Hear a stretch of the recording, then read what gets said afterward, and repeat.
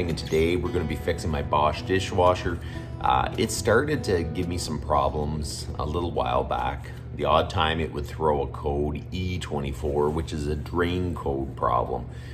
Basically, if something gets plugged in the bottom, if the screen gets plugged up, in the very bottom of your dishwasher, there's a little a cap you twist and pull off, and it's a screen, so sometimes that'll get plugged up. So I've seen that code before, and I've cleaned it out. Everything looked good, and it still wouldn't drain. So I pulled the screen back out again, and I noticed there was a little toothpick stuck in there, a toothpick with a letter on it. I think it ate away the fins of the pump, or at least it burnt out the pump. So we're gonna replace it. This has turned into a long process. I ordered one off Amazon a long time ago, like a month ago, and I kept watching it, and it never came. They never brought it. I'm really getting tired of ordering stuff from Amazon and it doesn't show up. It's really starting to get frustrating. So I thought, you know what? I'm gonna start ordering stuff more off just people's websites. So I looked up Canadian Appliance. Part Select came up. I think it's an American company because they have an American version of it down in the States. But I ordered that part and it came in maybe 3 days. So I'm super happy with that. So I highly recommend getting stuff from Part Select. They ship it straight out. Amazon, you just never know what you're gonna get. So this is what the drain pump looks like on a Bosch dishwasher. It just clicks in, so it shouldn't be a big job, but we're gonna see if we can fix up the problem. So let's go. As you can see, it's not really draining. There's still water in the bottom. We're gonna lift this rack out.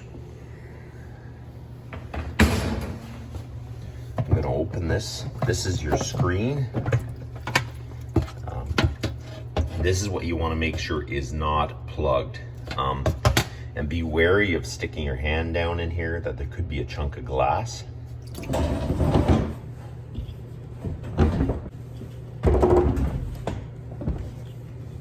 And the first thing you're gonna do is turn the breaker off to the dishwasher. You don't wanna be fiddling around with water with power onto the dishwasher, so let's do that.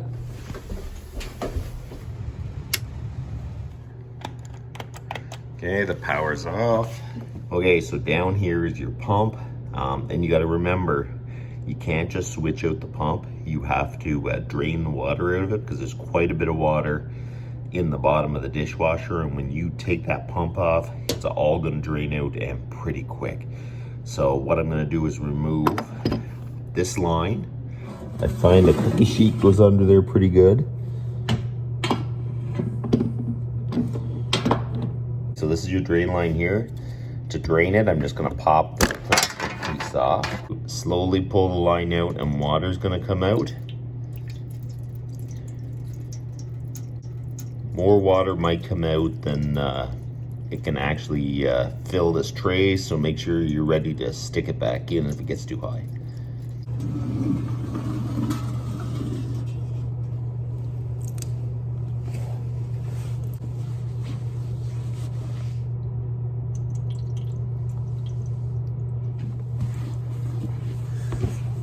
Okay, so we're gonna just throw a towel underneath the pump. Okay, so here's the pump here. Here's your power cord. You gotta pull it out this direction. So I kind of shove, and it just pops out. Okay, so there's some wires in a little holder built into the pump. You gotta take them off, get them loose. So now we have to turn the whole pump clockwise. So we're gonna turn it, and it's about like a quarter turn, and then it will come out.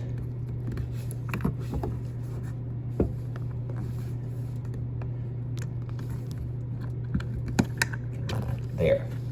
And then when it's about there, it will pop out. Okay, so I don't see anything too much wrong. I was expecting this to be all wore out or something.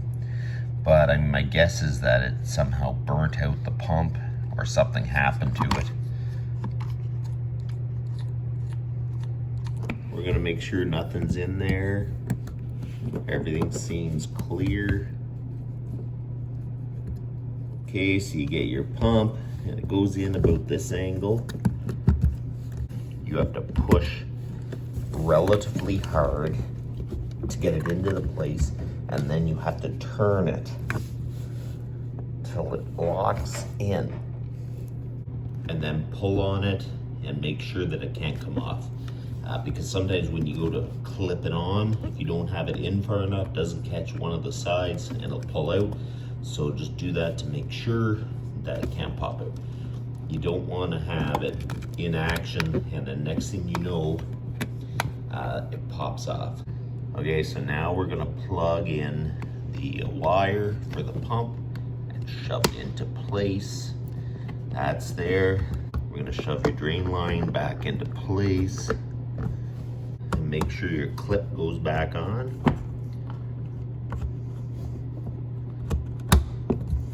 So that keeps it from popping off. So let's see if it works. We've got to turn on the breaker first though. It's really important to keep a good eye on it. After you do any repairs to the dishwasher, make sure it goes through a full cycle. You don't want to have any drips or leaks. It can wreck your floor or whatever. And it's easy when you're moving stuff around, you can pop lines off. So just make sure you look underneath it, look for leaks, make sure it's all good. I put the dishwasher back in place. We're gonna run it through a short cycle. I'm just gonna watch to see that there is no leaks dripping down from the drain line when it goes through a whole cycle. So there you go, the dishwasher's up and running.